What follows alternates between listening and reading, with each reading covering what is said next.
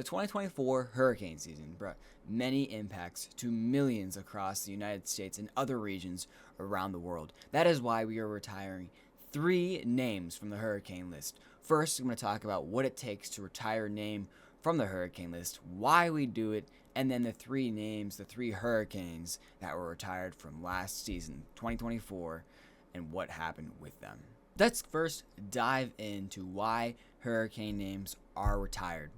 The main reason being that the trauma they leave behind and the impact they make to communities across the United States is long lasting. So, to avoid confusion and avoid stereotyping the next storm before it's even formed, they are retired from the list, and the list cycles every 12 years. So with that, let's go over our first retired hurricane of 2024, Hurricane Beryl, which came through from the 28th of June through the 9th of July in 2024, becoming a major hurricane with a pressure of 932 at Category 5 strength. This is the track that Hurricane Beryl took, starting its life all the way in the eastern Atlantic, pushing forward westward toward the Leeward Islands, causing major hurricane strength damage, pushing more and more westward through Jamaica, almost making landfall in Jamaica, again holding that major hurricane strength, weakening slightly to a hurricane strength, and then rapidly back up again to major hurricane strength before making landfall in Cozumel and in Mexico, pushing off westward again, losing a lot of strength because of all that land interaction, going down to tropical storm strength, and then as on approach, right before it makes landfall just south of Houston, it becomes a hurricane strength again, pushing eastward back into the United States, causing flooding all the way up into New York. That is the overarching path of Hurricane Beryl. So let's now talk about why some of the impacts are so notable. So this is a loop of Hurricane Beryl out in the Atlantic spinning around, and let's talk about the notable effects that we saw. Over 73 people lost their lives due to a direct cause from Hurricane Beryl. Over $8.32 billion of damage was caused just in the United States from high winds and flooding, and over 2.7 million customers lost power on the day of landfall from a direct cause of the high wind of Beryl. Those deaths and the loss of tons of commerce were the reasons that Hurricane Beryl will no longer be used as a name. Now with that, let's push on to Hurricane Helene, which hit the 24th through the 27th in September 2024, starting off its life journey in the Caribbean, down in this region here, as a tropical depression, moving northwestward, strengthening to a tropical storm, and eventually hurricane strength as it pushes just north of Mexico. Going into the Gulf, it strengthened and strengthened up to major hurricane strength, up to 140 miles per hour, into a very vulnerable area for hurricanes in the United States, the Big Bend region, which saw landfall, causing over 200 fatalities, 117 injuries, and $75 billion worth of damage. This was all attributed to the mix of impacts that Helene brought, including the large rain event that happened, the large storm surge event that happened upon landfall, and the also multiple tornadoes that were brought to the Florida panhandle. However, that is not the only impacts that were really the main cause for Hurricane Helene to be retired. As you can see, this storm meandered off into the west and then did a loop, dropping almost 20 to 30 inches of rain in many states, including South Carolina, Tennessee, Kentucky, and North Carolina. These regions were the main areas where we saw the most fatalities because of these flood-prone areas that saw 1 in 1,000 year floods that were very, very deadly.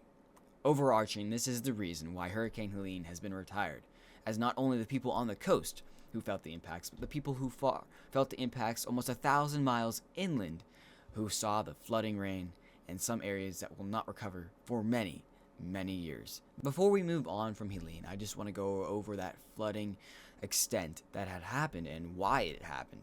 First of all, we're going to look at this satellite loop, which includes the water in the atmosphere kind of signaling where these thunderstorms are. So I definitely want to draw your attention to the central United States, almost right in the center of your screen, and I'm going to highlight where the rain's falling. So putting this into motion, we have some rain actually pre-leading this hurricane, and then you are going to see the hurricane start to come off up the north of your screen all this moisture just be drawn to the north, and eventually the actual hurricane's moisture be drawn into that circulation and coming back with more precipitation.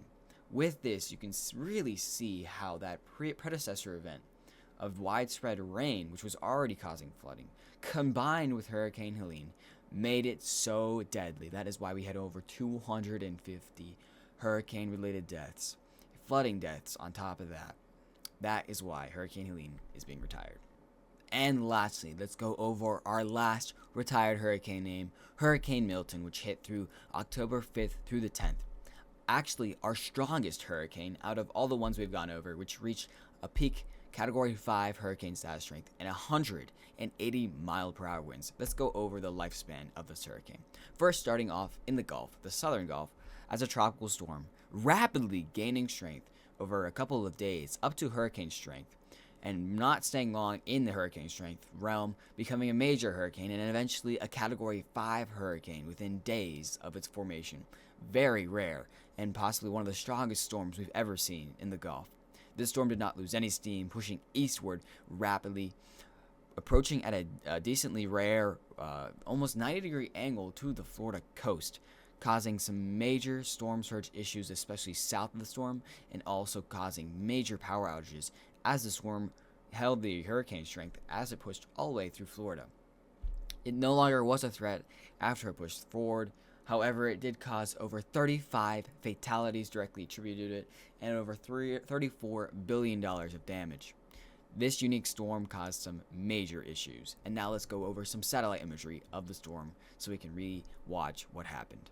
Now I just want to go over this amazing satellite imagery showing the full extent of Hurricane Milton with that perfect centric eye. We were at a little bit of an angle, so it looks a little bit odd because of the satellite direction.